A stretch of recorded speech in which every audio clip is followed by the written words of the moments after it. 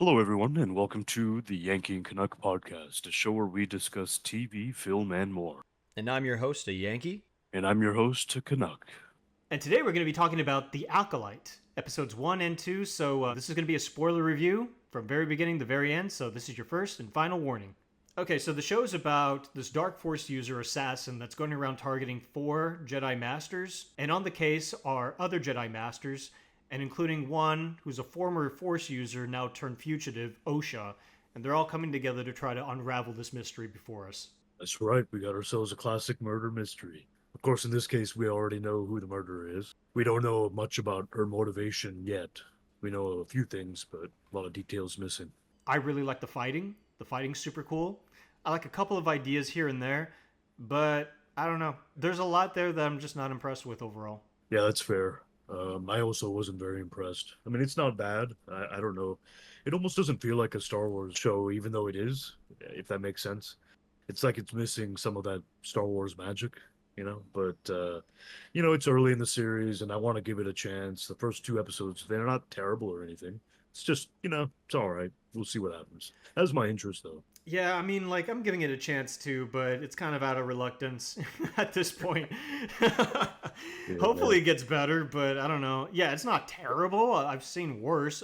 Book of Boba Fett, but, you know, right. it's pretty mediocre so far. A lot of my main grievances come from the characters themselves. I'm just not particularly impressed with them. Like the first one, Amanda Stenberg, she plays actually two characters, Osha and May. May being the Dark Force using assassin, Osha being the Good Force user turned fugitive because of her evil twin. That's a big reveal that happens in one of the episodes, and I kind of saw it a mile away personally. I don't know. I mean, I had to look her up, and because I wasn't sure if she was in other stuff before. It turns out she was. She played Rue in the first Hunger Games, but I don't know.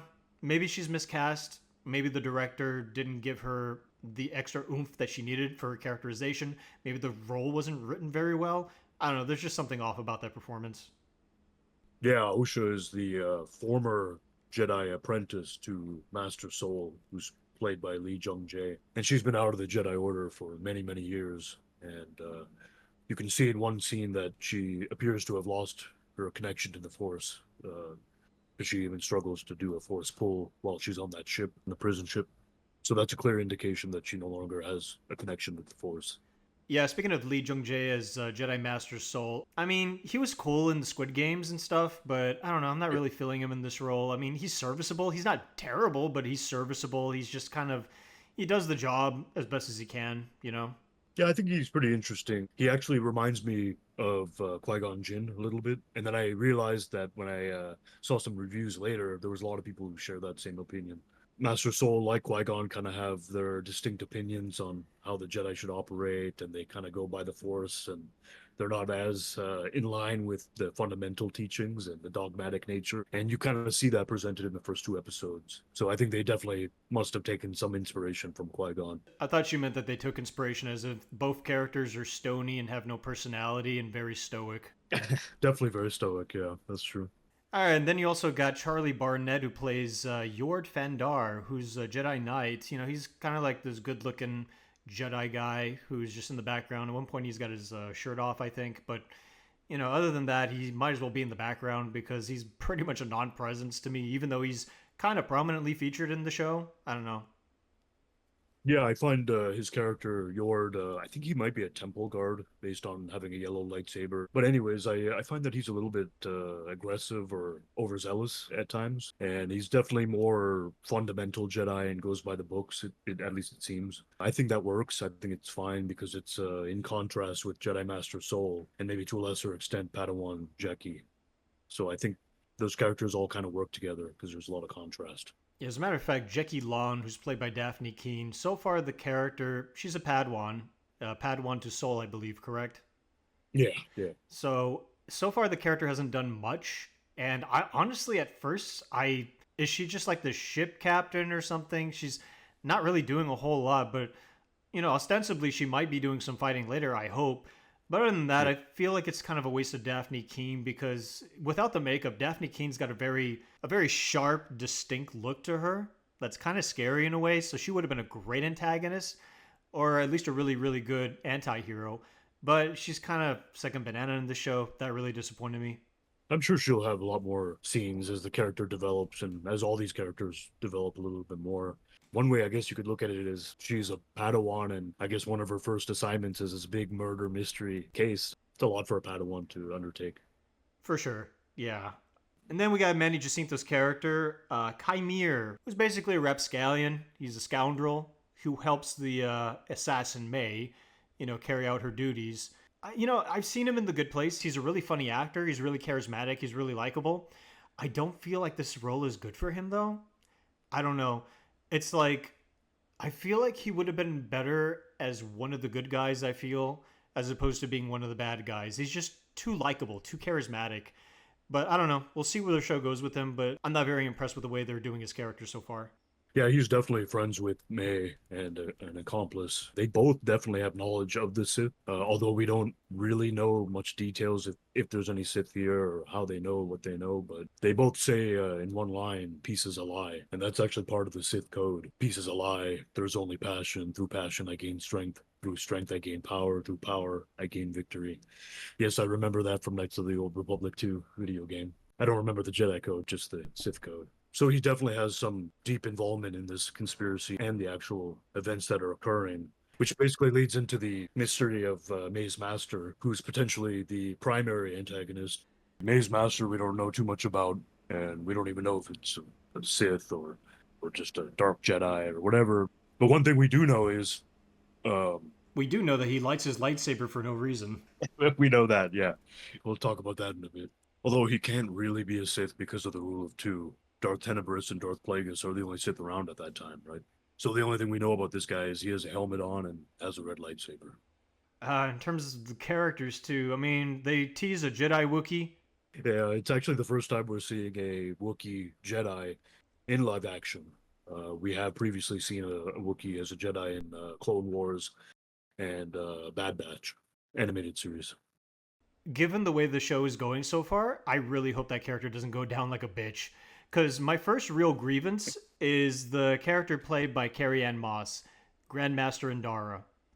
Mhm. Okay, she's prominently featured in the trailer and the promotionals, so you think she's going to be like a main character, one of the main characters, right? Or, or at least like a main central figure of some kind that the other Right. characters are going towards or something, kind of like Luke Skywalker in the sequel trilogy. But it opens up with her and the assassin May. They're duking it out in some sort of a bar out in broad daylight. Really cool. I love the fighting. But then within 6 minutes of the thing, she dies. And at first you think it's like a fake out. But then after a while they're like, no, she's dead. She ain't coming back. I was like, what? Okay. That's really lame. I really don't like that at all. Yep, she's going back to the machine world or whatever, the Matrix or some shit. Yeah, exactly. Now she's got to go find Neo somewhere. Maybe they can bring him back and he could be like the ultimate Jedi or something. There you go. Or you could come back as Revan. That's what everybody wants, right? Oh, yeah, with the powers of John Wick and Neo. And Ted. But yeah, that scene was pretty cool. A lot of martial arts, right? Yeah, the martial arts is really cool. I really love the style of the fighting, because traditionally we've only seen lightsaber fights, of course, and that's the way that Star Wars has traditionally been set up. It's inspired by samurai movies primarily. In this case, they're expanding the universe more with martial arts, which I think is really fitting and really cool, and it's fresh. It takes an old series like Star Wars and just makes it more fresh that way.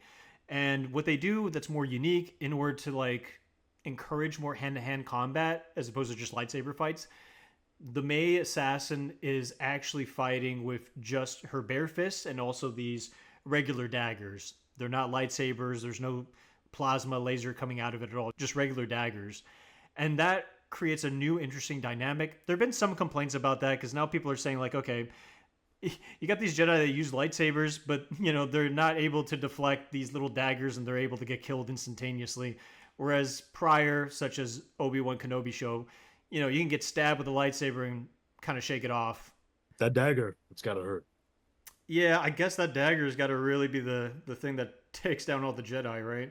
Yeah, it's a magical dagger. It's a magical dagger. Magic. But yeah, I mean, there's a lot more martial arts and force powers utilized instead of traditional lightsaber combat. Like Palpatine, who despised using lightsabers and preferred to focus on the Force and Force alone, primarily because lightsabers are the tool of the Jedi and not really the true tool of the Sith.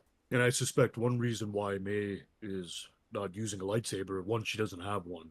Maybe she's gifted one after she accomplishes this mission, and she's definitely on some sort of trial to kill these 4 Jedi Masters. And I do remember she says to Kymir that she has to kill at least one of the Jedi Masters without a weapon. And so I think that's something interesting to point out. The only other thing I noticed is in every fight she has with the Jedi, there's a slow motion shot of her trying to grab the lightsaber, and that kind of makes me think that there's something more to that, and she has to either retrieve one of their lightsabers or use one of their lightsabers to kill them. I'm not sure, but I suspect there's more to it, and there's more reasoning behind that, or maybe she simply just wants to disarm them of their lightsabers, but I don't know. Yeah, I feel like it's just a really contrived reason just so we could see hand-to-hand combat.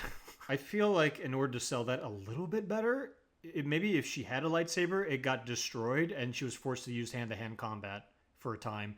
And then because her lightsaber broke, you Yeah. know, she can't construct another one until she gets another kyber crystal and stuff like that. Like the Sith kind of have to construct lightsabers the same way as Jedi do, if they Yeah. are Sith, you Yeah. know. I feel like that would have been fine and a good enough excuse for her to do hand-to-hand combat and kind of make the Jedi off guard. You know what I mean? But there are times when the lightsaber is unnecessary and, quite frankly, goofy and cheesy. Like when Maze Master lights the red lightsaber for really no reason. It reminds me of the scene in the Solo movie where Darth Maul lights the lightsaber for no reason. I mean, he already made a threat. There's no reason to light the lightsaber. It's just silly. There's no reason for it. It's for a Uh, cool effect. That's all I that's guess, for. yeah. I mean, I don't think they need to do that, I agree. It's but stupid and lame. I think a lightsaber should be used, when you're in combat. Or another time would be the scene in the cave on Karlak when Yord uses the lightsaber to illuminate the cave. That makes sense. You're using the lightsaber, and that for that reason makes total sense. But just lighting it just for lighting's sake, I don't know. It doesn't make sense to me. No, I completely agree with that. It's just like, again, they had a good reason for that. Like he's about to engage in combat, or he needs to also light something because he's surrounded in darkness Yeah. and walks away or something like that in an intimidating fashion. That stuff would have been fine. I mean, that's the problem with not just this show, but other shows like it. They want to add cool things into it, but they don't really think about logically how it works. You know what I mean? Exactly. Yeah. The logistics are just thrown out the window just for like style, and it's just like, I'm sorry, but at some point people are going to call it out and it's going to be kind of lame. Yeah, and so I mean, going with the general theme, I mean, just murdering Jedis. I mean, Carrie Ann Moss just going down like that, I was like, okay, I mean, that's kind of Yeah. lame, but let's see what the other 3 are going to be like. So, and then in the second episode, we get into Jedi Master Torben, who's Jedi Master, who's just like floating in the air, cross-legged. And there's a really interesting sequence where May's trying to assassinate him, but she can't penetrate him. So that's when she goes to Kymir and he gives her the poison. So she tries to find a way to like poison him, but then he gets out of his force meditative state and then he takes the poison and just kills himself, which is extremely anticlimactic in my opinion. There's a story reason for it. It sets up the mystery of, okay, he's guilty about something. It's sort of atonement for him of some kind or repentance. So it's just like, okay, sure, but I don't know. It just felt a little anticlimactic to me. Yeah, he's definitely taken some sort of oath of silence, and I think they said 10 years, where he's just been meditating, no longer an active Jedi, and it's definitely because he's guilt-ridden, and it has something to do with the backstory of May and Osha and whatever happened. We have a few ideas that they talk about in the first 2 episodes, and whatever it is, he's, I guess, free of that guilt at the end and drinks the poison. And I think that's the first time we ever see a Jedi commit suicide. So, Yeah, seppuku, sort of. yeah. Yeah, but like, Carrie Ann Moss gets a dagger to the heart. This guy poisons himself. I mean, they set up the Jedi Wookiee. I mean, what's going to happen with him? He's going to look at the bottom of his blaster barrel and just blow his head off. Yeah. I mean, just like, it just makes me more concerned about how the other 2 Jedi Masters are going to go down. You know what I mean? It's not going to go down really cool. It's going to be kind of lame is what I'm fearing. Master Soul is one of them on the list, right? So that will be a big event. Maybe so. Maybe so. I mean, there are only like 8 episodes in total. We already down to 2, Yeah. so we got 6 more episodes to kind of explore how this is going to go down. So, I don't know. The only other thing I could probably bring up as a positive is in the prison ship where Osha's on, when she's being accused for murder and stuff. There's like a cool scene where the droid chairs come in and they're piloting the ship. They're like these chairs. Yeah. They're like transforming the droids and they're piloting the ship, and then they just transform back into chairs when the ship's about to crash. That's super cool. I like that a Yeah. lot. So, yeah. I also like Osha's little droid. It's like a Game Boy SP sort of, but like crossed with a Swiss Army knife. It's kind of like a jack of all trades. She can use it to hack things or burn things and all kinds of stuff. I'm like, that's kind of cool. But other than that, I'm not overall impressed with the show. The fighting's really cool. The droids are really cool. That's it. That's it. That's all the compliments I can give so far. Yeah, I mean, there's definitely quite a few issues with the show, and including some of the writing. And one thing you'll recall in the first episode when they leave Coruscant to look for Osha on Karlak, they asked Jedi Master Soul about May, and he says, "No, May's dead. I saw her die." And then they get to Karlak a few minutes later. Osha's like, "No, May's alive," and he's like, "I believe you," just like that. And I'm like, okay, he changed his mind real quick in a matter of like 2 scenes. And I think they could have done that differently. It just kind of, it's a little ridiculous. Yeah, the fact that it could have been an ongoing mystery, but they kind of dropped the ball on that one. Yeah. Or Uh, at least have him just nod instead of saying, "Yes, I believe you." Just have him nod, and he's investigating anyway, so maybe there's more to uncover. And so I found that a bit strange. One thing that was pretty cool is the fact they mentioned Nar Shaddaa, which is a very popular planet in Star Wars universe. It's never been mentioned in Star Wars live action, to my knowledge, and we've definitely never visited there before, with the exception of video games like Knights of the Old Republic 2. It's called the Smuggler's Moon, and it's a moon of the Hutt homeworld. Hutta, I think it's called. Think of it as like a Las Vegas, but more sinister and crime infested, and it's just a big moon with a big city, and it's the big hub for gangsters and bounty hunters. It's kind of Blade Runner esque, I would say. yeah, so overall, 2 episodes in, I'm not really impressed. This is really boring. I don't like many of the characters. The premise is okay. It's not terrible, but it's kind of generic. I mean, I spotted the twin reveal like a mile away. Yeah. Now, the only thing that's going to keep me going is just the fighting, basically, the kung fu fighting and Jedi Wookiee. That should hopefully be cool. Um, yeah, but other than that, I'm not too intrigued with the mystery. I'm not really intrigued in general. This was just a big build-up because it was a big mysterious show. Like, ooh, the Acolyte. What's this going to be about? And now I've seen it. And I'm like, yeah. Yeah, like I said in the beginning, I'm not that impressed with the show. I've been looking forward to the show for many years when I first heard about it, but I'm going in with a low expectation considering it's a Disney Star Wars show, and the quality of their shows have been questionable at best. Hope the show really improves and gives us some good writing, good character development. I'm expecting a lot of twists and turns. I'm just hoping that they're reasonable and they make sense. But hey, let's see where the show goes. All right, guys, that's our spoiler review for the first 2 episodes. Be back next week for episode 3. That's right. So stay tuned for that. See you next time, and may the Force be with you. And also with you. Goodbye, everyone. Peace.